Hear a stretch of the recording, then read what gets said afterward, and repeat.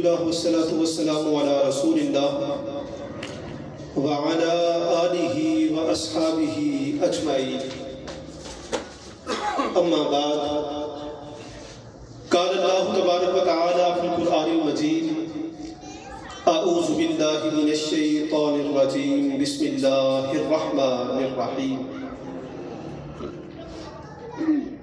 الہاکم التکاثر حتی زرتم المقابر کلا سوف تعلمون ثم کلا سوف تعلمون۔ صدق اللہ العظیم۔ ایک دفعہ سورہ فاتحہ کی تلاوت کر رہے ہوں، نبی مکرم صلی اللہ علیہ وآلہ وسلم کی پاک بارگاہ میں ہدیہ عقیدت پیش کریں۔ اعوذ باللہ من الشیطان الرجیم، بسم اللہ الرحمن الرحیم، الحمدللہ رب العالمین الرحمن الرحیم مالک یوم الدین، ایاک نعبد و ایاک نستعین، اہدنا الصراط المستقیم صراط الذین انعمت علیہم غیر المغضوب علیہم ولا الضالین، آمین۔ الصلاۃ والسلام علیک یا سیدی یا رسول اللہ، الصلاۃ والسلام علیک یا سیدی یا نبی اللہ، الصلاۃ والسلام علیک یا سیدی یا محبوب اللہ، وعلی آلک واصحابک یا سیدی یا شفیع المذنبین۔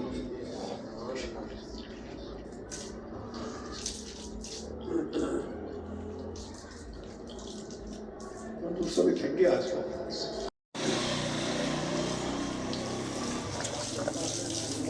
اللہ رب العزت نے قرآن کریم میں انسان کی مکمل بایوگرافی ڈیٹیل کے ساتھ، پوری وضاحت کے ساتھ بیان فرمائے ہوئے، حتیٰ کہ اس کا نقطۂ آغاز کہ جب یہ ایک خون کا لوتھڑا ہوتا ہے، اور اس کا انجام کہ جب یہ اللہ رب العزت کی بارگاہ میں دوبارہ پہنچ جاتا ہے، اور اس کے درمیان ہونے والے سارے معاملات اللہ رب العزت نے وضاحت کے ساتھ قرآن کریم میں بیان کیے ہیں۔ ضرورت اس عمل کی ہے کہ سمجھا جائے، اس کو پڑھا جائے، پھر اس کے مطابق عمل کیا جائے۔ سوال پیدا ہوتا ہے کہ یہ الہامی کتاب ہے، اللہ رب العزت کا فرمان ہے، اس نے کون سی انسانوں جیسی زندگی گزاری ہے، اسے کیا پتا کہ کیا مشکلات ہیں عملی زندگی میں کیسے۔ اسی میں اللہ رب العزت نے انبیاء کرام کے سارے احوال بیان کیے ہیں۔ حضرت موسیٰ علیہ السلام، حضرت عیسیٰ علیہ السلام، حضرت یونس علیہ السلام، جملہ انبیاء کرام اور ان کی اقوام کا تذکرہ قرآن کریم میں کیا ہے۔ مقصد کیا تھا؟ کیا ان کے تذکرے صرف قصے اور کہانیاں ہیں کہ پڑھنی ہیں اور بس انفارمیشن ہے، معلومات ہے، وہ ہم تک پہنچنی ہے، یا یہ کلام الہی ہے، کسی نہ کسی طرح اس کے حرف دھرنے تھے اور وہ اللہ رب العزت نے قصے کہانیاں اس میں ڈال کے حرف کر دیے، اب ہم پڑھتے ہیں تو ہمیں ثواب ملے گا؟ نہیں۔ رومی فرماتے ہیں کہ اس کے اندر جو احوال بیان کیے گئے ہیں، چاہے وہ انبیاء کرام کے ہیں، چاہے وہ ان کی اقوام کے ہیں، وہ تیرے لیے ہیں۔ تو ان کو پڑھنے کے بعد اپنی زندگی میں دیکھ کہ کیا تیرا عمل انبیاء کرام کے مطابق ہے یا کسی ایسی قوم کے مطابق ہے جسے نافرمانی کی، جو عتاب کا سبب بنی، جس کے اوپر اللہ رب العزت نے غضب کیا۔ اگر تیرے اندر وہ سارے اعمال پائے جا رہے ہیں جو نافرمان قوموں والے تھے، تو پھر تجھے سوچنا چاہیے کہ تو کیسا مسلمان ہے، کیسا ایمان والا ہے، کیسا تو اللہ رب العزت کی ذات کے اوپر یقین رکھنے والا ہے۔ یہ جو آیات مقدسہ ہیں جن کا میں نے شرف حاصل کیا ہے آپ کے سامنے پڑھنے کا، یہ انسان کے آخری عمر کے بارے میں ہے کہ جب بندہ ادھیڑ عمر کو پہنچ جاتا ہے. مثال دی جاتی ہے کہ بابا بس کر دے تیریاں قبراں ٹنگا نے تو ان کیوں رو پیا ہے. ان کا ذکر اللہ رب العزت نے قرآن کریم میں بیان فرمایا ہے. بسم اللہ الرحمن الرحیم. الہاکم التکاثر، غافل کر رکھا ہے تمہیں مال کو کثرت کے ساتھ جمع کرنے کی ہوس نے. سعدی فرماتے ہیں چہل سال عمر عزیزت گزشت مزاج تو از حال طفلی نگشت. 40 سال تیری پیاری عمر گزر گئی ہے لیکن تیری طبیعت ابھی بچوں جیسی ہے. اس سے بھی چھین لیا، اس سے بھی چھین لیا، یہ بھی میرے پاس ہونا چاہیے، یہ بھی میرے پاس ہونا چاہیے. اللہ رب العزت فرماتا ہے الہاکم التکاثر، غافل کر رکھا ہے تمہیں مال کو کثرت کے ساتھ جمع کرنے کی ہوس نے. کیسے غافل کر رکھا ہے؟ حتیٰ زرتم المقابر، تم قبروں تک جا پہنچے. بندہ قریب المرگ ہے، بیماری لاحق ہے، ہر ایک چیز اس کی روک دی گئی ہے. ابھی بھی فکر اس کو کیا ہے؟ ہماری فیکٹری کا کیا بنا، کاروبار کا کیا بنا، وہاں پہ میں نے اتنے پیسے رکھے تھے ان کا کیا بنا، میں نے وہ کاروبار کیا تھا ان کا کیا بنا. اللہ رب العزت فرماتا ہے کہ اس چیز نے تمہیں غافل کر رکھا ہے. آج ہم معاشرے میں یہ چیز دیکھ رہے ہیں، نفسا نفسی ہے. ہر بندہ رزق کمانے کے اندر لگا ہوا ہے. وہ جی بس چھوڑیں گی، روزی روٹی پوری نہیں ہو رہی، کیا ٹائم ملے گا اللہ اللہ کرنے کے لیے، چھوڑیں گی، رات کو دیر سے آتے ہیں، صبح پھر کام پہ جانا ہوتا ہے، ٹائم نہیں ملتا. نماز کے لیے آیا کرو، وہ جی دکان پیچھے بند کرنی پڑتی ہے، وہ گاہک آتے ہیں چلے جاتے ہیں، پہلے بہت مشکل سے گاہک ملتا ہے، کوئی بعد میں آئے اور چلا جائے تو پھر میں شام سے بچوں کو یہ کھانا کہاں سے لے کے جاؤں گا. اللہ رب العزت فرماتا ہے کلا سوف تعلمون، ہاں ہاں اپنی اس عادت کا انجام تم جلد جان لو گے. ثم کلا سوف تعلمون، ہاں ہاں تمہیں جلد معلوم ہو جائے گا کہ یہ جو تم لگے ہوئے ہو جس کام کے اندر، اور عمر تمہاری بڑھاپے کو پہنچ چکی ہے اور ہر لمحہ تم اسی میں لگے ہوئے ہو کہ میں نے رزق جمع کرنا ہے، میں نے رزق جمع کرنا ہے، اور قبروں تک آن پہنچے ہو اور تمہاری یہ ہوس پوری نہیں ہو رہی، تو اللہ رب العزت فرماتا ہے جلد ہی تم اس کا انجام جان لو گے. نبی مکرم صلی اللہ علیہ وآلہ وسلم کا ارشاد گرامی ہے جس کا مفہوم یہ ہے کہ انسان کی جو بھوک ہے وہ مٹی کے علاوہ کوئی اور چیز پوری نہیں کر سکتی. کہ وہ کہے نا کہ مال جمع کرتا رہے، جمع کرتا رہے، جمع کرتا رہے اور اس کی ہوس پوری ہو جائے گی، نہیں. آپ گرد ماحول دیکھیں، ارب پتی، کروڑ پتی، ہمارے سیاستدان، ڈھیروں ڈھیر ان کے کاروبار ہیں، ڈھیروں ڈھیر ان کے پاس دولت ہے، اس کے باوجود ہوس ہے، یہ بھی لگانا ہے، یہ بھی لگانا ہے، یہاں سے بھی پیسہ آنا چاہیے، یہاں سے بھی پیسہ آنا چاہیے. اور اس کے برعکس یہ بھی نہیں کھانا، یہ بھی نہیں کھانا، یہ بھی نہیں کھانا، یہ بھی نہیں کھانا. کیا وجہ؟ کہ وہی چیز جو عام دہاڑی دار بندہ کھاتا ہے اس کے صحت میں اضافے کا سبب بن رہی ہے. وہ مالو بتا والا کہتے ہیں کھاؤ گے تو مر جاؤ گے. اللہ رب العزت نے حکم نہیں ہے کہ وہ کھا لے. رومی فرماتے ہیں آپ اس کے اوپر ایک مثال دیتے ہیں. آپ فرماتے ہیں کہ تیری مثال چونٹی کی سی ہے. چونٹی ڈھیر میں سے، وہ گندم کا بڑا ڈھیر ہے، اس میں سے ایک دانہ اٹھاتی ہے، وہ دانہ اس کے وزن سے زیادہ ہے، وہ کبھی ادھر بل کھاتی ہے، کبھی ادھر بل کھاتی ہے، کبھی ادھر گرتی ہے، کبھی ادھر گرتی ہے، اور اس کو اٹھا کے لے جا رہی ہے، جلدی جلدی جا رہی ہے. کس ڈر سے؟ کہ کہیں وہ جو مالک ہے اس کھلواڑے کا، اس ڈھیر کا، وہ مجھ سے چھین نہ لے. وہ کھڑا دیکھ رہا ہے کہ ڈھیر میرا ہے، اس میں سے یہ ایک دانہ لے کے جا رہی ہے اور مجھے کوئی فرق نہیں پڑتا اور اس نے یہ لے کے جانا ہے. لیکن اس کے برعکس وہ اس کے ساتھ چمٹی ہوئی ہے اور ادھر ادھر لڑکھڑاتی، بل کھاتی بھاگے جا رہی ہے کہ کہیں ایسا نہ ہو کہ یہ مجھ سے چھین لے. آپ فرماتے ہیں تیری مثال بھی اللہ رب العزت کی ذات کے سامنے اس چونٹی کی سی ہے. وہ خالق حقیقی ہے، پوری کائنات اس کی ہے، تو ایک دانے کے ساتھ چمٹ گیا ہے اور لڑکھڑاتا بل کھاتا جا رہا ہے کہ میرا کاروبار خراب نہ ہو جائے، میرا گھر بار خراب نہ ہو جائے، اگر میں نہیں رہوں گا تو یہ کیسے ہو جائے گا؟ آپ فرماتے ہیں کہ نہیں، یہ کام تیرے لیے درست نہیں ہے۔ اللہ رب العزت نے قرآن کریم میں جا بجا طور پہ ارشاد فرمایا ہے کہ یہ جو نفسانی خواہشات ہیں یہ کیسی ہیں اور ان کے ساتھ بندہ ہوتا کیا ہے۔ اللہ رب العزت نے قرآن کریم میں ارشاد فرمایا زُيِّنَ لِلنَّاسِ حُبُّ الشَّهَوَاتِ کہ ہم نے آراستہ کر دی ہے خواہشات۔ کن کے لیے؟ لوگوں کے لیے۔ وہ خواہشات کون سی ہیں؟ بسم اللہ الرحمن الرحیم۔ زُيِّنَ لِلنَّاسِ حُبُّ الشَّهَوَاتِ لوگوں کے لیے خواہشات کی محبت بڑی خوبصورت بنا دی گئی ہے۔ وہ کون سی محبت ہے؟ اللہ رب العزت نے گیت کے بیان فرمائی ہے کہ وہ دانہ کون سا ہے جس کے ساتھ تم چمٹے ہوئے ہو۔ فرمایا من النساء، کسی کو بیوی بڑی پیاری ہے کہ میں نہیں رہ سکتا، بیوی کے بغیر میرا گزارا نہیں ہے۔ فرمایا والبنین، کسی کو بیٹے کے دانے سے بڑا پیار ہے کہ مجھے اولاد بڑی پیاری ہے، بیٹے کے بغیر میں نہیں رہ سکتا، جب یہ مجھ سے ایک لمحہ بھی آنکھوں سے اوجھل ہوتا ہے تو میرے لیے تو اندھیرا چھا جاتا ہے۔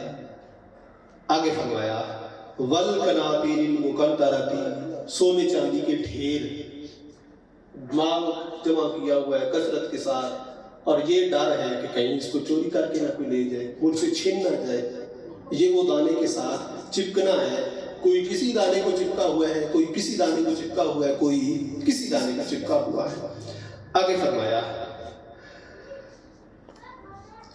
والخیل المسومۃ والانعام، کسی کو نشان لگے گھوڑے، آج جدید سواریاں ہیں، کسی کو بڑی اچھی گاڑیاں پسند ہیں، لیموزین ہونی چاہیے، میرے پاس V8 ہونی چاہیے، میرے پاس بڑی اچھی لگژری گاڑی مرسڈیز ہونی چاہیے، بڑی پسند ہے، اور لوگوں نے اربوں روپیہ اسی پہ خرچ کر کے کیا چاہیے، میرے پاس 25 گاڑیاں کھڑی ہیں، برانڈیڈ ہیں، ان میں بیٹھنے کی توفیق اسے ہے یا نہیں ہے، کھڑی ہے، میرا یہ شوق ہے۔ اب اس شوق کو اسے کیا فائدہ ہو رہا ہے یہ اس سے پوچھیں، بس یہ شوق ہے کہ پتہ چلے میرے پاس یہ چیزیں ہیں، باقی اس کو کوئی فائدہ ہے یا نہیں ہے۔ آگے فرمایا والحرث، کھیتی، وائی بیجی کا مجھے بڑا شوق ہے، کھیتی باڑی بڑی اچھی کرنی چاہیے۔ اللہ رب العزت نے فرمایا ذالک متاع الحیات الدنیا، یہ تیری ضرورت کا سامان ہے اور دنیا کا ہی ہے، یہ دنیا کا سامان ہے، تیری ضرورت کے لیے پیدا کیا ہے، تو نے اس سے ضرورت پوری کرنی ہے، اس کے علاوہ اور اس کا کوئی فائدہ نہیں۔ آگے فرمایا واللہ عندہ حسن المآب، اللہ کے پاس اچھا ٹھکانہ ہے۔ یہ جن چیزوں کے ساتھ تو چمٹا بیٹھا ہے نا، یہ تیری ضرورت کی ہیں، ضرورت کی چیز کو بندہ استعمال کرتا ہے اور پھر آگے بڑھ جاتا ہے، لیکن تو ان کے ساتھ دل لگا کے بیٹھ گیا ہے، جب تو نے ان کے ساتھ دل لگی کر لی ہے، لہذا اب تیرے لیے ایسے ہو گیا ہے کہ میں ان کو چھوڑوں گا تو مر جاؤں گا، جبکہ وہ خالق حقیقی ہے، وہ تو سب کچھ کر سکتا ہے، تیرے لیے اس سے زیادہ اسباب پیدا کر سکتا ہے، زیادہ نعمتیں تجھے دے سکتا ہے، تو پھر بھی تو اس کے ساتھ چمٹا ہوا ہے۔ رومی فرماتے ہیں کہ تو ایسے ہی ہے کہ جیسے ایک چمٹی ہے، وہ دانے کے ساتھ چپٹی ہوئی ہے اور ایسے چمٹی ہوئی ہے کہ وہ مالک کو بھی دیکھ رہی ہے، مالک اسے دیکھ رہا ہے، اور اس کے باوجود وہ لڑکھڑاتی ہوئی بل کھاتی ہوئی بڑھتی چلی جا رہی ہے۔ آپ فرماتے ہیں کہ تو ذکر من ہائے ما آدی دائی، تو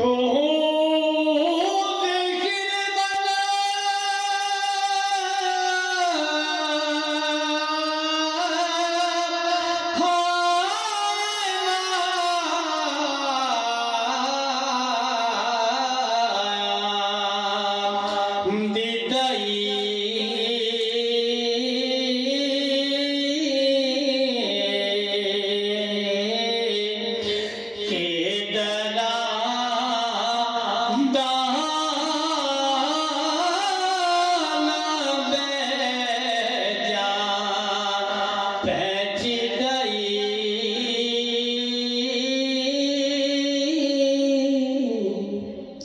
آپ فرماتے ہیں تو ذکرمن ہائے ما آدی لائی، تو نے خالق حقیقی کی پوری کائنات میں سے صرف یہی ایک دانے ہی دیکھے جس کے ساتھ تیری محبت ہے، تجھے صرف یہی چیز نظر آئی ہے، باقی کائنات نہیں نظر آئی کہ ہر چیز اس کی ذات کا پتہ دے رہی ہے اور تو صرف ایک ہی چیز کے ساتھ چمٹ کے بیٹھا ہے، ایک ہی دانے کے ساتھ چمٹ کے بیٹھا ہے، وہ کوئی سا بھی ہے۔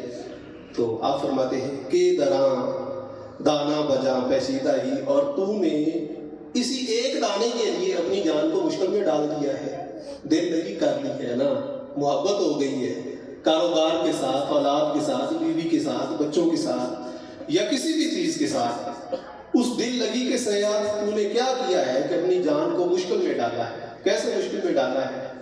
اولاد بھی بڑی پیاری ہے، اللہ رب العزت کا حکم آیا، اس نے واپس لے لی، دوسرے ہی لمحے پتہ چلا کہ فلاں شخص کا بیٹا فوت ہو گیا تھا، جیسے ہی اس کو خبر ملی وہ اسے بڑا پیار کرتا تھا، فوراً اس کا دل جو ہے وہ کام کرنا بند ہو گیا، اسے ہارٹ اٹیک آیا اور وہ بھی مر گیا۔ کیا تھا کہ اس نے ایک دانے کے ساتھ اپنے تعلق کو جوڑا ہوا تھا۔ اللہ رب العزت فرماتا ہے کہ نہیں، یہ ساری چیزیں تیری ضرورت کا سامان ہے، دل تیرا میرے ساتھ لگنا چاہیے، دل لگی دلدار کے لیے ہے، دل لگی خالق حقیقی کے لیے ہے، دل لگی اس کے محبوب صلی اللہ علیہ وآلہ وسلم کے لیے ہے، باقی چیزیں جو ہیں وہ تیری ضرورت کی ہیں، وہ تجھے فائدہ نہیں دیں گی۔ اللہ رب العزت نے قرآن کریم نے ارشاد فرمایا، بسم اللہ الرحمن الرحیم، فتعالی اللہ الملک الحق، بس اللہ رب العزت جو ہے وہ بہت بلند ہے، وہ خالق حقیقی ہے، لا الہ الا ہوا، اس کے سوا کوئی معبود نہیں ہے جس کی عبادت کی جائے، رب العرش العظیم، اور وہ عزت والے عرش کا مالک ہے، وہ عرش کا مالک ہے، اس کے ساتھ مجھے محبت کرنی ہے، چھ جائے کہ تم فرشی چیزوں کے ساتھ محبت کر رہا ہے، اور وہ فرشی چیزیں جن کی حیثیت ہی کو نہیں، جن کی وقت ہی کو نہیں۔ رومی فرماتے ہیں کہ اللہ رب العزت نے تجھے کسی اور چیز کے لیے پیدا کیا تھا، تیری پیدائش کا مقصد کچھ اور تھا، لیکن تو اس دنیا میں آ کے بھول گیا۔ اس سے پہلے آپ ایک مثال دیتے ہیں، آپ مثال دیتے ہیں، اے بصورت ذرہ کیواں راغبی،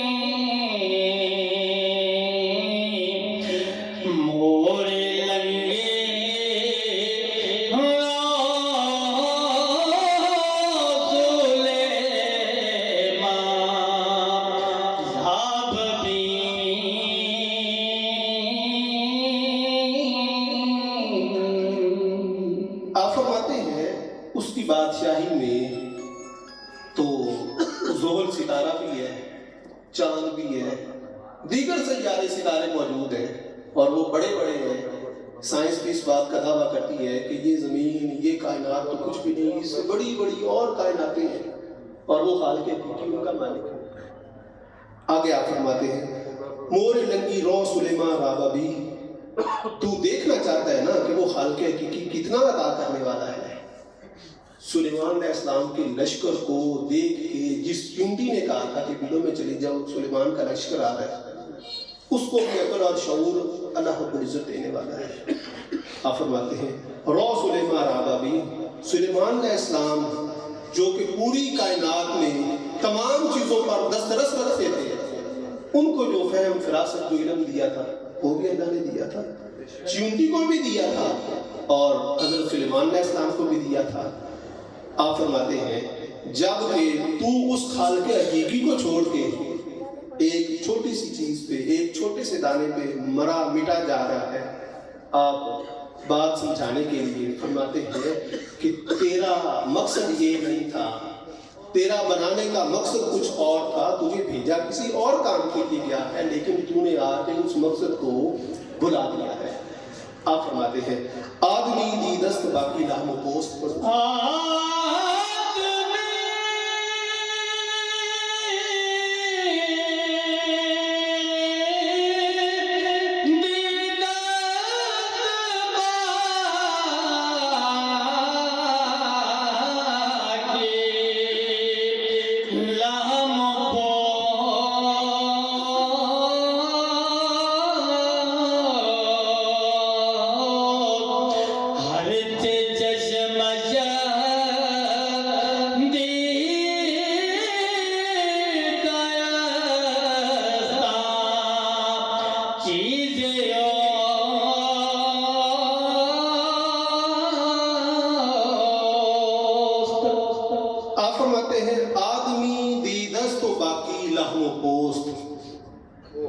بندہ پہچان کا نام ہے۔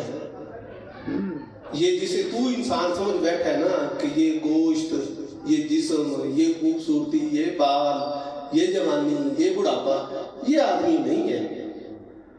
آدمی پہچان کا نام ہے۔ آدمی دی دست باقی لحم و پوست، آدمی اللہ رب العزت کے حکم کا نام ہے، جو اس میں اللہ رب العزت نے اپنا حکم رکھا ہے کہ وَنَفَخْتُ فِيهِ مِنْ رُوحِي، میں نے اس میں اپنی روح پھونکی ہے۔ روح اس کے جسم کے ساتھ متعلقہ ہے تو یہ کام کا ہے، چھوڑ دیں تو کہتے ہیں کہ اسے دفن کرو جی، یہ آپ کام کا نہیں ہے۔ آپ فرماتے ہیں کہ آدمی پہچان کا نام ہے، اسی وجہ سے تو فرمایا گیا ہے کہ درد دل کے واسطے پیدا کیا انسان کو، ورنہ طاعت کے لیے کچھ کم نہ تھے کر رو گئے ہوں۔ کہ محبت کے لیے انسان کو پیدا کیا ہے، پہچان کے لیے پیدا کیا ہے۔ اگر عبادت کروانا ہی مقصود تھا، حمد و ثنا ہی مقصود تھی، وہ فرشتے کر رہے تھے اور وہ اس کی بارگاہ میں ہر وقت حمد و ثنا کر رہے تھے۔ لیکن انسان کو اس لیے پیدا کیا کہ یہ اللہ رب العزت کی ذات کے ساتھ محبت کرے، اور اللہ کے ساتھ محبت کرنے کا مطلب یہ ہے کہ بندے کے ساتھ محبت کرے۔ کس وجہ سے کرے؟ کہ یہ اللہ کی مخلوق ہے، یہ اللہ کا بھیجا ہوا ہے، یہ اللہ کا بنایا ہوا ہے۔ میں نے اس کی عزت محض اس وجہ سے کرنی ہے کہ یہ اللہ رب العزت کا فرشتہ ہے، اس کا بھیجا ہوا ہے، اس نے اس کو تخلیق کیا ہے، لہذا اس کا کوئی نہ کوئی مقصد ہے۔ میں نے اس کی عزت کرنی ہے تو اللہ واسطے کرنی ہے، اور میرا کوئی مقصد نہیں ہے۔ آگے آپ فرماتے ہیں ہر چشمش دید است آن چیز اوست، جس نے ظاہری آنکھ سے جو دیکھا وہی سمجھ بیٹھا۔ جس نے اس کو ڈاکٹر دیکھا اس نے کہا یہ جو ڈاکٹر ہے، جس نے اس کو حکیم دیکھا اس نے کہا یہ حکیم ہے، جس نے اسے وکیل دیکھا اس نے اسے وکیل سمجھ لیا۔ آپ فرماتے ہیں کہ نہیں، ایسا نہیں ہے، بلکہ دل کی آنکھ کھلنا ضروری ہے۔ جب دل کی آنکھ کھلے گی پھر پہچان ہوگی۔ اقبال فرماتے ہیں دل دینا بھی کر خدا سے طلب، آنکھ کا نور دل کا نور نہیں۔ اللہ رب العزت سے دل کی آنکھ مانگ کہ وہ تیرے دل کی آنکھ بیدار کرے۔ ہمارے شیخ سیدی سندی شیر محمد گیلانی فتح پوری رحمۃ اللہ تعالیٰ علیہ، آپ آسان انداز میں فرماتے ہیں اکھ دل والی جدوں کھل جاتی عرش فرش ہو گئے یکسان بھی، کہ جب اللہ رب العزت مہربانی فرماتا ہے اور دل کی آنکھ کھول لیتا ہے تو وہ بندہ بیٹھا اس جہان پہ، زمین پہ ہے، لیکن اس کی نظریں فرش پہ ہوتی ہیں، عرش ملا پہ ہوتی ہیں، اس کی نظریں تحت الثری میں ہوتی ہیں، زمین کے نیچے کی خبریں وہ دیتا ہے۔ اسی وجہ سے اقبال فرماتے ہیں نہ پوچھ ان فرقہ پوشوں کی، ارادت ہو تو دیکھ ان کو، یدے بیضا لیے بیٹھے ہیں اپنی آستینوں میں۔ کہ یہ جو اللہ رب العزت کا انعام، مہربانی، فضل ہوتا ہے اور دن کے دل کی آنکھ بیدار ہوتی ہے، زہر اڑیے پہ نہ جا۔ نبی مکرم صلی اللہ علیہ وآلہ وسلم کا پاک ارشاد گرامی ہے جس کا مفہوم کچھ نہیں ہے کہ آپ صلی اللہ علیہ وآلہ وسلم نے فرمایا میری امت میں کچھ افراد ایسے ہوں گے جو پراگندہ بال ہوں گے، بال بکھرے ہوں گے، ظاہری حال بڑا خستہ ہوگا، دیکھو گے تو کہو گے تو یہ تو بڑا مسکین بندہ ہے، اس نے کیا کرنا ہے۔ آپ صلی اللہ علیہ وآلہ وسلم نے فرمایا کہ اگر وہ کسی معاملے میں اللہ رب العزت کی بارگاہ میں عرض کریں گے تو اللہ اسے رد نہیں کرے گا، جیسے وہ کہیں گے ویسے ہو جائے گا۔ یہ ایک نہیں ہے، بسیار چیزیں آپ کو ملیں گی۔ حدیث قدسی ہے، آپ نے جگہ جگہ لکھی بھی دیکھی ہوگی کہ وہ لکھا ہوتا ہے بڑا سارا اس کا عنوان چاہت، اور ایک تیری چاہت ہے، ایک میری چاہت ہے، ہوگا وہی جو میری چاہت ہے، اگر تو کرے گا وہ جو میری چاہت ہے تو پھر میں وہ کروں گا جو تیری چاہت ہے۔ تو یہی تو وہ چیز ہے کہ جو بندہ اپنے آپ کو اللہ رب العزت کی سپرد کرتا ہے، اس کی ذات کے ساتھ محبت کرتا ہے، پھر اللہ رب العزت اس سے وہ سارے کے سارے اعمال صادر کرنے شروع کر دیتا ہے جو اس کی منشا ہوتی ہے۔ ہمارے شیخ محترم سید عیسیٰ سردار احمد عالم رحمۃ اللہ تعالی علیہ، آپ نجی محفل میں کبھی کبھی یہ شعر پڑھا کرتے تھے۔ آپ فرماتے تھے بے کار و معطل ہوئے ہم کار جہاں سے، خود آپ خدا کرتا ہے سب کام ہمارے۔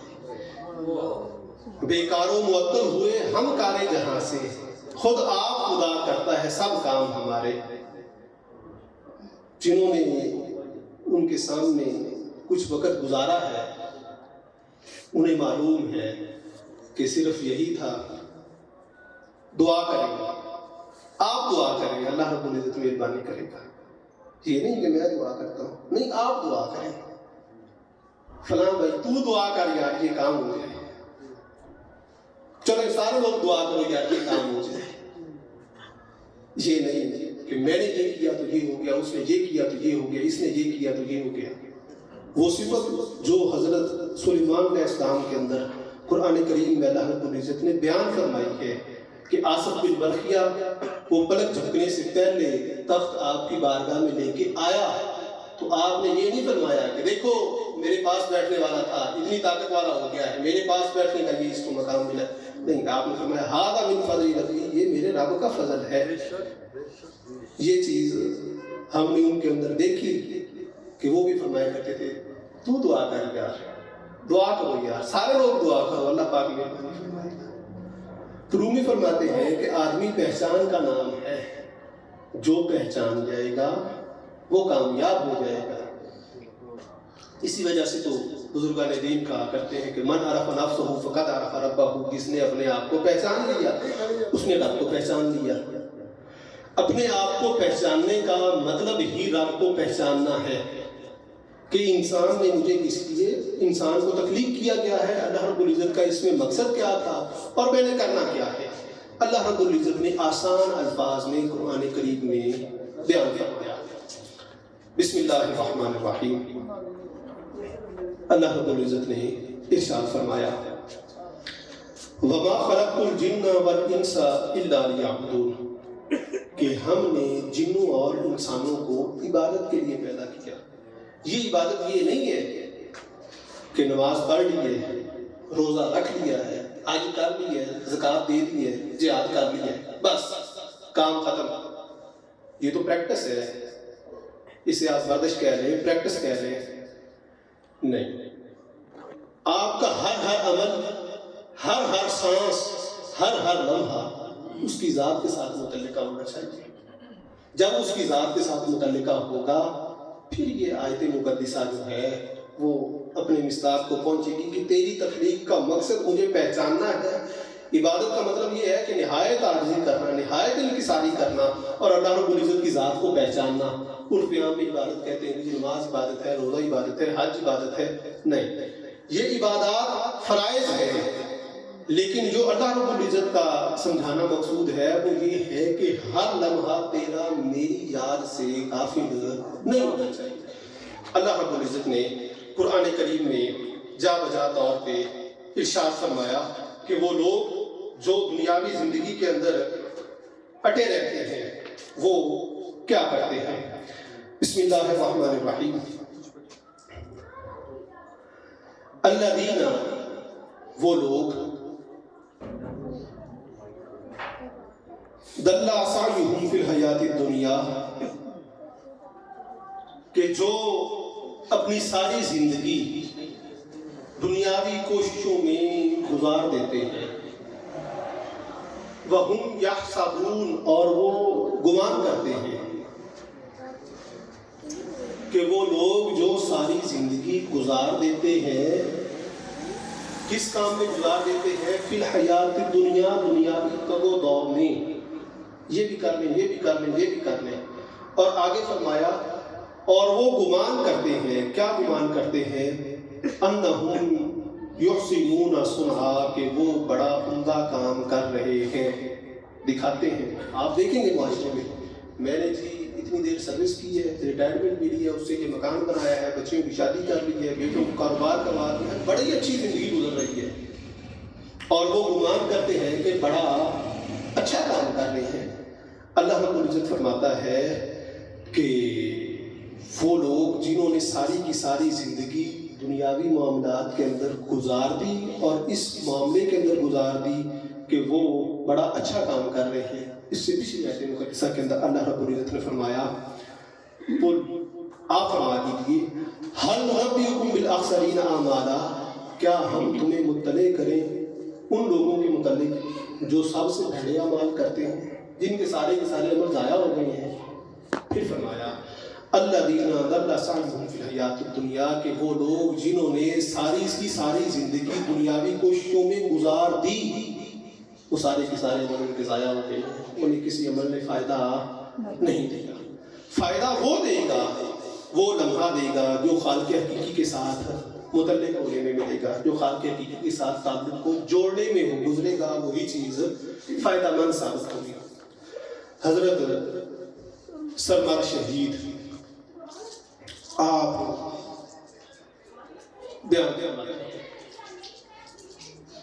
آپ فرماتے ہیں ہر کس بہوس باغ جہاں دید و گذشت، ہر بندہ اس جہان میں آیا، اس نے اس جہان کے باغ کو دیکھا.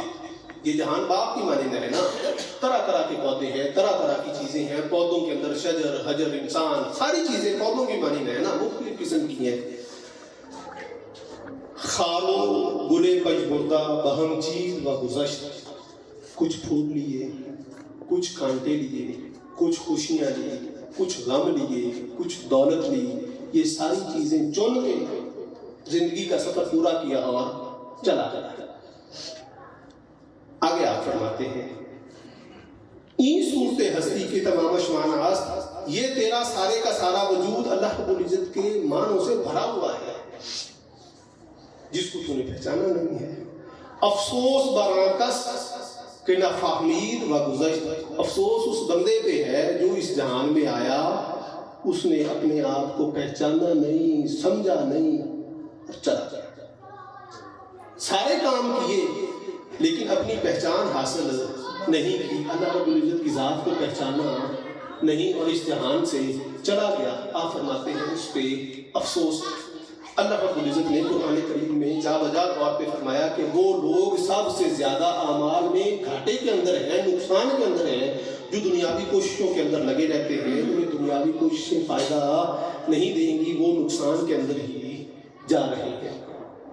مولانا روم اللہ رب العزت کی بارگاہ میں مناجات پیش کرتے ہیں. اسی کے اوپر ہم بات کو مکمل کریں گے. آپ فرماتے ہیں کہ وہ خالق حقیقی، وہ بلند و بالا ذات، وہ ذات کیسے ہے، میں نے اسے کیسا دیکھا، آپ نے یہاں پہ اس کو بیان فرمایا. آپ فرماتے ہیں دید درگاہ پرز انعام ہاتھ پر،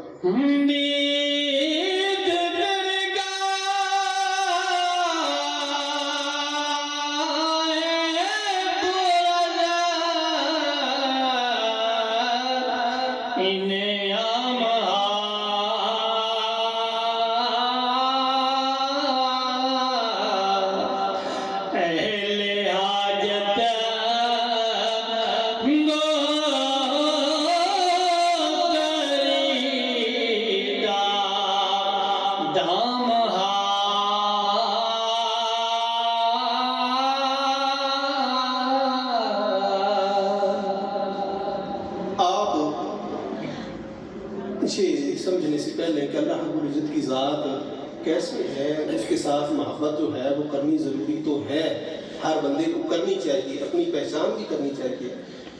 مولانا روم کی ایک بڑی معروف حکایت ہے، میں خلاصہ وہ آپ کے سامنے عرض کرتا ہوں. محمود اور ایاز کی حکایت ہے. آپ فرماتے ہیں کہ ایک دن محمود اعلان کرتا ہے خزانہ کھلا ہے، جس کو جو چاہے لے جائے۔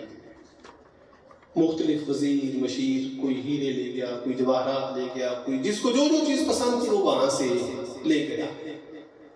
ایاز بیٹھا رہا، بادشاہ نے کہا تجھے کچھ نہیں چاہیے؟ اس نے کہا چاہیے تو ہے، اگر ملے تو۔ اس نے کہا کہ کھلا خزانہ ہے، جس پہ ہاتھ رکھے گا ملے گا۔ وہ کھڑا ہوتا ہے، سیانہ ہوتا ہے، جا کے بادشاہ پہ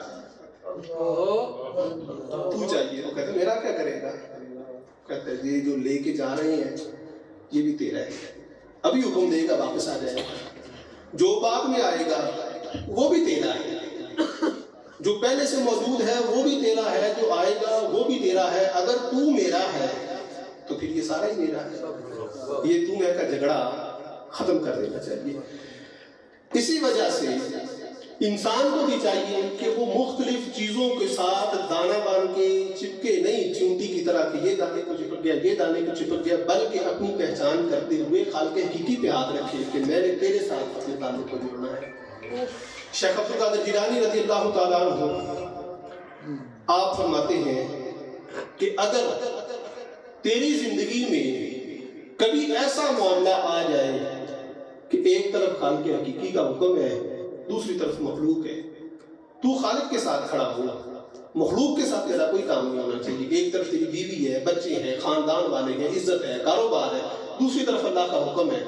تیرا کام یہ ہے کہ اللہ کے حکم کی طرف تو دوڑ کے جائے، نہ بیوی کو دیکھے، نہ بچوں کو دیکھے، نہ کسی اور چیز کو دیکھے، بلکہ اللہ رب العزت کی ذات کو تو دیکھتے ہوئے اسی پہ یاد رکھے کہ میں تیرے ساتھ کھڑا ہوں، اگر تو میرا ہے تو یہ ساری چیزیں خود بخود میری طرف آ جائیں۔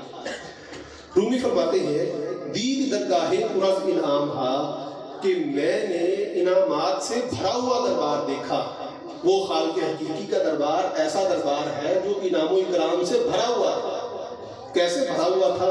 اہل حاجت مستریدہ دام ہا، ضرورت مند وہاں پہ جال لگا کے بیٹھے تھے، جیسے مچھلی پکڑنے کے لیے لوگ جال لگاتے ہیں نا، وہاں پہ ضرورت مند سوالی اپنا اپنا سوال لے کے بیٹھے تھے اور وہ انہیں انعام کر رہا تھا، تو بھی لے جا، تو بھی لے جا، تو بھی لے جا، اور ہر بندہ وہاں سے اپنی حاجت پوری کرے گا۔ اب کہنے کے تو کہا جاتا ہے کہ فلاں بندہ انکار کرنے والا ہے۔ کس کا انکار کرنے والا ہے جی؟ یہ اللہ رب العزت کی ذات کا انکار کرنے والا ہے۔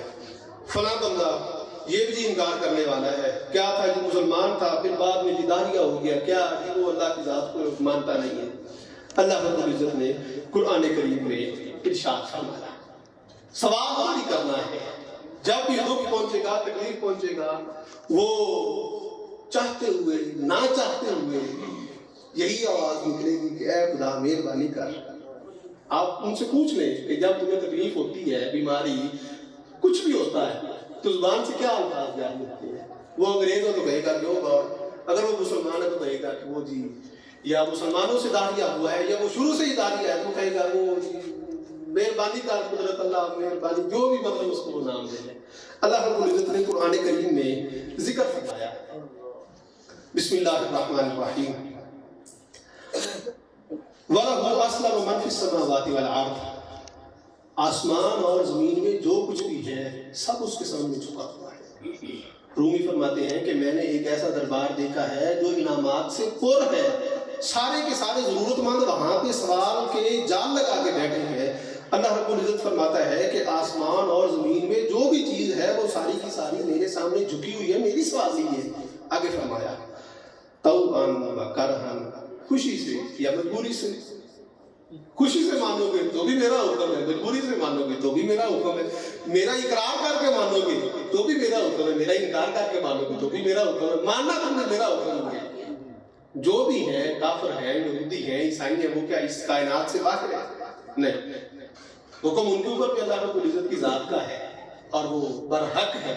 اللہ رب العزت فرماتا ہے کہ کائنات میں جو کچھ بھی ہے وہ خوشی سے یا مجبوری سے میرے حکم کی تابع ہے۔ وَإِلَيْهِ يُرْجَعُونَ، اور سارے اسی کی طرف لوٹ کے جائیں گے۔ کوئی یہ کہے کہ میں نہیں جاؤں گا، نہیں، اسی کی طرف لوٹ کے جانا ہے۔ اللہ رب العزت نے قرآن کریم میں جا بجا طور پہ فرمایا کہ تم میری ذات کا کیسے انکار کر سکتے ہو؟ تم مردہ تھے، تمہارا کوئی نقطۂ آغاز نہیں تھا، میں نے تمہیں زندگی دی، میں نے تمہیں موت دی، میں پھر تمہیں زندہ کروں گا، پھر تم میری بارگاہ کی طرف آؤ گے۔ کوئی بندہ یہ کہہ سکتا ہے کہ میں نے وعدہ کیا تھا کہ میں فلاں دن پیدا ہوں، نہیں. کوئی یہ کہہ سکتا ہے کہ میں فلاں دن مروں گا؟ نہیں. جب اس بات کا دعویٰ نہیں ہے، چاہے کوئی ماننے والا ہے یا انکار کرنے والا ہے، تو پھر اس کے درمیان جو ٹائم پیریڈ ہے 60 سال 70 سال 80 سال، ایک لمحہ 1 گھنٹے کا یا 100 سال کا، کیسے ممکن ہے کہ اس کے حکم کے بغیر تم اپنی زندگی بسر کرو گے؟ ہوگا وہی جو اس کا حکم ہے. اگر مان کے چلو گے تو اس میں تمہارے لیے مہربانی ہے، تمہارے لیے اس کی شفقت ہے. اگر انکار کر کے چلو گے ہونا وہی ہے جو اس کا حکم ہے، لیکن اللہ رب العزت فرماتا ہے کہ پھر اس کا فائدہ نہیں ہوگا. رومی فرماتے ہیں کہ میں نے وہ درگاہ دیکھی جہاں پہ جو ضرورت مند تھے وہ جال لگا کے بیٹھے ہوئے تھے. آگے آپ فرماتے ہیں دم بدم ہر سوئے صاحب حاجتے،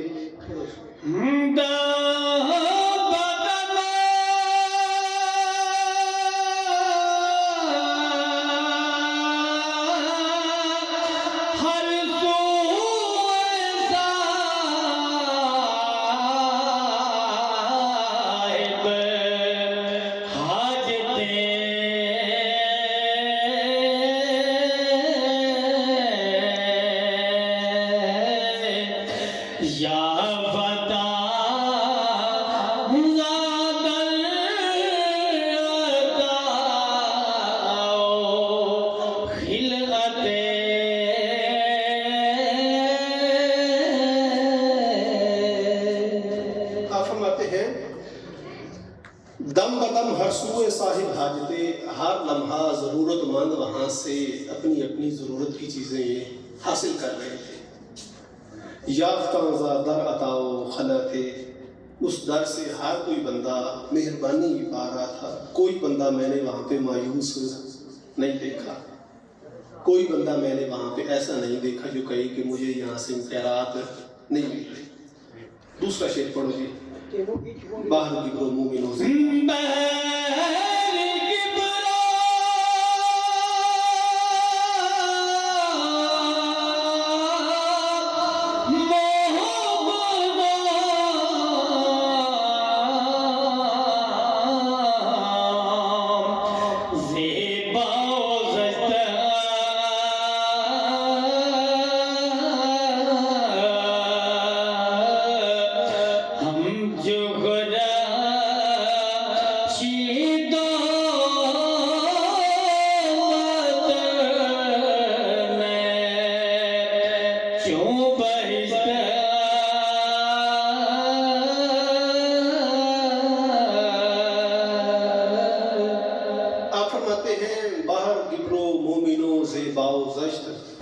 اس کی بارگاہ میں اچھے برے نیک بد کافر یہودی سارے ہی موجود تھے.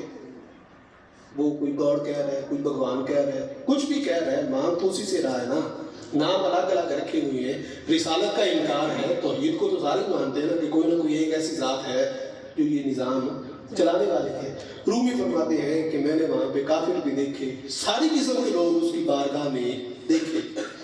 آگے سے اس کا رویہ کیا تھا؟ آپ فرماتے ہیں ہم جو خورشید و مطن بلچوں بہشت، وہ ان کے اوپر سورج کی طرح برابر. نبی مکرم صلی اللہ علیہ وآلہ وسلم کے زمانہ اقدس میں کفار اور مشرکین نے آپ کی بارگاہ میں آ کے یہ عرض کی کہ ہم ایمان تو لے آئے ہیں، مسلمان تو ہو جائے، جو ہم نے سابقہ کام کیے ہیں وہ کس کھاتے میں جائیں گے؟ اگر سزا ہی ملنی ہے تو پھر ہم کافر ہی اچھے ہیں. اللہ رب العزت نے فرمایا نہیں، آپ ان سے فرماؤ مسلمان ہو جائیں، آپ کی اطاعت کریں، جو انہوں نے گناہ کیے ہیں میں نیکیوں میں بدل دوں گا.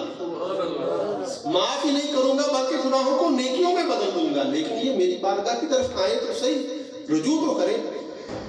رومی فرماتے ہیں کہ وہ بارگاہ میں نے ایسی دیکھی جہاں کافر مشرک جو جیسا بھی تھا وہ سارے کے سارے وہاں سے اپنی خیرات حاصل کر رہے تھے. اور انہیں خیرات کیسے مل رہی تھی؟ جیسے سورج سب کے اوپر برابر روشنی دیتا ہے، جیسے بارش سب کے اوپر برابر برستی ہے. بلکہ میں نے ایسے دیکھا کہ جیسے وہ جنت میں پھر رہے ہیں، جس کی خواہش کرتے ہیں وہ چیز انہیں مل رہی ہے. آگے آپ فرماتے ہیں دید قومیں در نظر آراستہ قوم دیگر. جی پڑھو. دید قومیں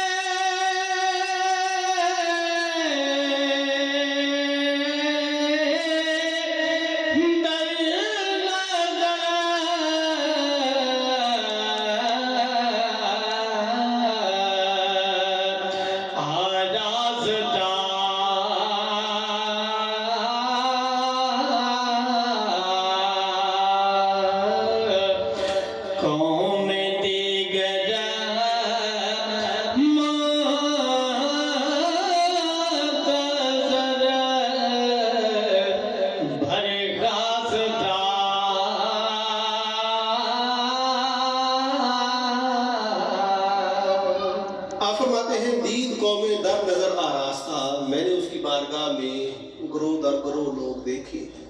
ایک گروہ آ رہا ہے اپنی فریادیں پا رہا ہے, دوسرا آ رہا ہے وہ پا رہا ہے, اور پورا گروپ کا گروپ جو ہے وہ آ رہا ہے اور جا رہا ہے, آ رہا ہے اور جا رہا ہے. جیسے اب ہم سارے لوگ بیٹھے ہیں, یہ پورا ایک گروپ ہے اس کی بارگاہ میں حاضر ہے اور اس سے انعام و اکرام حاصل کر رہا ہے. اسی طرح سے مختلف گروپ مختلف دنیا میں کہاں کہاں لوگ اس وقت بیٹھے ہوں گے. رومی فرماتے ہیں میں نے وہ سارے اس کی بارگاہ میں دیکھے کہ وہ جماعت پر جماعت آ رہے ہیں اور جا رہے ہیں. ایک فیض حاصل کر رہا ہے, دوسرا پیچھے کتار میں کھڑا ہے کہ تو جائے گا کہ میری باری آ جائے گی. آپ فرماتے ہیں کہ ہر بندہ وہاں سے مہربانی حاصل کر رہا ہے. آگے آپ مثال دیتے ہیں اور بات جہاں سے ہم نے شروع کی تھی وہیں پہ لے جا کے کھڑے کرتے ہیں. آپ فرماتے ہیں خاص و عامہ السلیمان تاب مور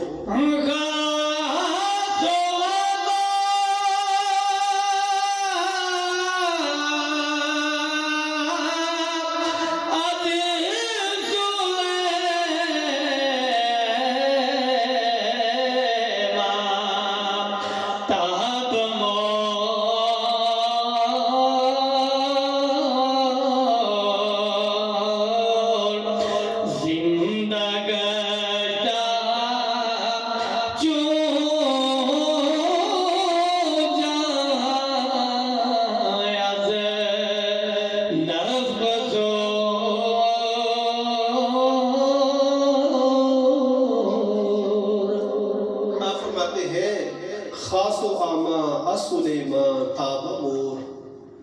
عام, خاص, ولی, نبی, پیغمبر, حتیٰ کہ حضرت سلیمان علیہ السلام اور وہ چیونٹی جو آپ کو دیکھ کے دل میں جا رہے تھے, سب کے سب میں نے وہاں دیکھے کہ وہ اس سے زندگی حاصل کر رہے ہیں. کیسی زندگی حاصل کر رہے ہیں؟ آپ فرماتے ہیں زندہ و گشتہ چو جہاں از نفخ صور, جب سور ٹونکا جائے گا ساری کی ساری چیزیں زندہ ہو جائیں گی. میں نے وہاں سے زندگی حاصل کرتی ہر ایک چیز دیکھی, حتیٰ کہ ایک چیونٹی بھی وہیں سے زندگی حاصل کر رہی تھی, حضرت سلیمان علیہ السلام بھی وہیں سے زندگی حاصل کر رہے تھے. عام, خاص, ساری کی ساری مخلوق اس کی بارگاہ میں ایسے کھڑی تھی کہ جیسے سوالی ہے, اور ہر بندہ وہاں سے ہی زندگی حاصل کر رہا تھا. اگلا شعر پڑھو بھی. اہل صورت درج واحد تافہ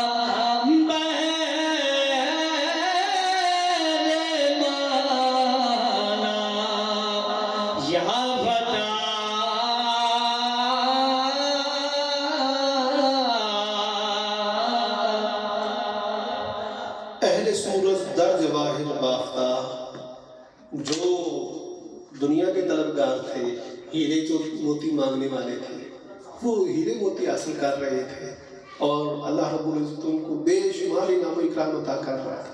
ہمارے سامنے لوگ موجود ہیں, 1 روپے سے لاکھ, لاکھ سے ارب, ارب سے کروڑ, اور کروڑوں سے ایسے خراب ہوتے چلے جا رہے ہیں, اور پھر بھی حوث نہیں مار رہی, اللہ پھر بھی دیے جا رہے کہ پکڑو اور پکڑو اور پکڑو, تم اور مانگ رہے ہو اور پکڑو, میری بارگاہ میں کمی نہیں ہے لیکن تمہارا پیٹ اس سے بھرے گا نہیں. آگے فرمایا اہل معنی بہر معنی یافتہ, جو اپنی پہچان کے طلبگار تھے کہ اللہ تعالیٰ ہمیں اپنی پہچان عطا کر, ہمارے دلوں میں اپنی محبت کو جلوہ گر فرما, وہ اس کی محبت حاصل کر رہے تھے اور وہ سرشار تھے, بھرپور تھے, انہیں اور طلب نہیں تھے. اسی وجہ سے تو فرمایا گیا ہے کہ جنتیوں کو جنت میں لے جایا جائے گا, وہ وہاں پہ جا کے دیکھیں گے کہ یہ ساری آسائش کی چیزیں ہیں, وہ فرشتوں کو بلائیں گے, کہیں گے کہ یہ سارا سامان جو تم ہمیں دکھا رہے ہیں یہ تو وہی ہے جو ہم دنیا میں چھوڑ کے آئے تھے, ہمیں تو اس کی طلب ہی نہیں تھی, دنیا میں بھی اس سے جان چھڑائی ہے, یہ آگے پھر تم نے وہی لا کے کھڑا کر دیا. ہم تو دیدار کے طالب ہیں, ہمیں تو اللہ رب العزت اپنی زیارت کا شرف بخشے, ہم اس کو دیکھنے کے لیے آئے ہیں، ہم یہ چیزیں نہیں لینے کے لیے آئے، یہ جو تم ہمارے سامنے لا کے رکھ دی ہیں کہ یہ ہیرے ہیں، جواہرات ہیں، کھانے پینے کی چیزیں ہیں، عیش و عشرت ہے، بے فکر ہے، نہیں، یہ نہیں۔ پھر اللہ رب العزت فرماتا ہے کہ میں ان کو اپنا دیدار کروں گا اور وہ میرے جلووں میں مگن ہو جائیں گے۔ آپ فرماتے ہیں کہ دنیا دار دنیا کی چیزیں وہاں سے حاصل کر رہے تھے، اور جو اللہ رب العزت کی ذات کے چاہنے والے تھے وہ اس کے انوار و تجلیات اس کی بارگاہ سے حاصل کر رہے تھے اور وہ ان کو عطا فرما رہا تھا۔ آگے دو شعر رہ گئی ہیں۔ آنکھ بے ہمت سے با ہمت شدہ،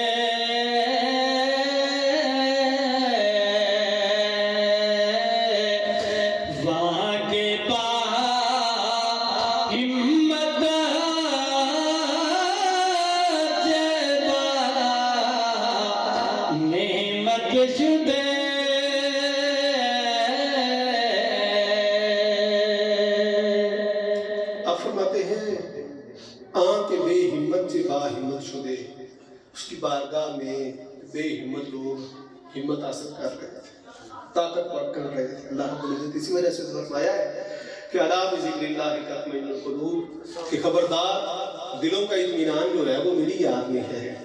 جو بندہ دل کا اطمینان حاصل کر لیتا ہے اس کا دل مضبوط ہو جاتا ہے، اسے کوئی چیز ہلا نہیں سکتی۔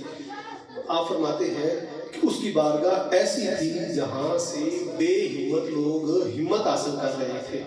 قرآن کریم میں اسی وجہ سے تو فرمایا گیا ہے کہ یہ وہ قرآن کریم ہے جب اس کی تلاوت کی جاتی ہے تو ایمان والوں کے دل مضبوط ہو جاتے ہیں، ان کا ایمان بڑھ جاتا ہے۔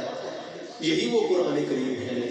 اللہ رب العزت فرماتا ہے کہ اس کو پڑھنے سے لوگ جاہل ہو جاتے ہیں، ان کی گمراہی میں اضافہ ہو جاتا ہے۔ جو بنظر ایمان پڑھتے ہیں ان کے دل مضبوط ہو جاتے ہیں، جو نقص کی نظر سے پڑھتے ہیں ان کی جہالت مزید بڑھ جاتی ہے کیونکہ انہیں سمجھ نہیں آتی۔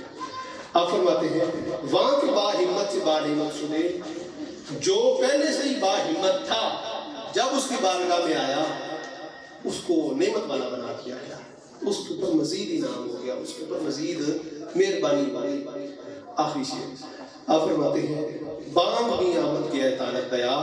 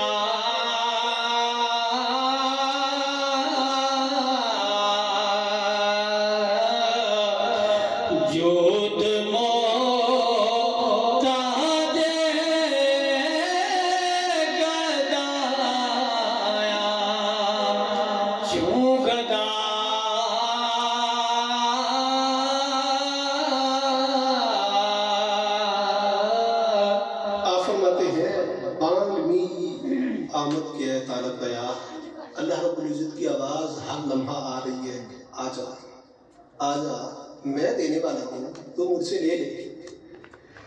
جود محتاج گدایا چوں گدا، اس نے یہ کھیل اس وجہ سے رچایا ہے کہ سخی کو مگدوں کی ضرورت ہوتی ہے۔ وہ سخی ہے، وہ مہربان ہے، اس کو ضرورت ہے کہ مجھ سے کوئی مانگنے والا ہو۔ اگر صرف اور صرف حمد و ثنا ہی مقصود تھی تو وہ تو فرشتے کر رہے تھے۔ انسان کی تخلیق کا مقصد یہ تھا کہ وہ چاہتا تھا کہ کوئی ایسی مخلوق ہو جو میرے سامنے سوال رکھے، میرے ساتھ محبت سے بات کرے اور میں اس کو جواب دوں، اس کے اوپر مہربانی کروں۔ آپ فرماتے ہیں کہ وہ تجھے ہر لمحہ بلا رہا ہے اور وہ سخی ہے، اور سخی کو سخاوت کے لیے منگتوں کی ضرورت ہوتی ہے۔ بہتر تیرے لیے یہ ہے کہ منگتا بن جا تاکہ اس کی سخاوت تجھے بھی مل جائے۔ اگر تو منگتا نہیں بنے گا تو سخاوت سے محروم ہو جائے گا، اگر تو محروم ہو گیا تو یہ تیرے لیے بد نصیبی اور حرمان نصیبی ہوگی۔ آگے جو بات ہے وہ تو نبی مکرم صلی اللہ علیہ وآلہ وسلم کی پاک ذات تک روی جو ہے وہ پہنچا رہے ہیں، لیکن وقت چونکہ اپنی اختتام کی طرف جا رہا ہے اور اس کی قلت ہے، اللہ رب العزت کی بارگاہ میں دعا ہے کہ وہ ہمیں نبی مکرم صلی اللہ علیہ وآلہ وسلم کے پاک اسوہ حسنہ پر عمل پیرا ہونے کی توفیق عطا فرمائے، ہمارے دلوں کو اپنی پاک ذات کا نور عطا فرمائے، اور ہمارے دلوں کا رخ اپنی پاک ذات کی طرف کر کے ہمیں نبی مکرم صلی اللہ علیہ وآلہ وسلم کے پاک اسوہ حسنہ پر عمل پیرا ہونے کی توفیق عطا فرمائے، اور ہمیں اپنا عرفان عطا فرمائے، ہمارے دلوں کو اپنا نور عطا فرمائے، اور ہمیں گناہوں سے توبہ کرنے کی توفیق عطا فرمائے۔ شاہاں جلب گربہ نوازت قطارہ ربنا آتنا فی الدنیا حسنۃ وفی الآخرۃ حسنۃ وقنا عذاب النار۔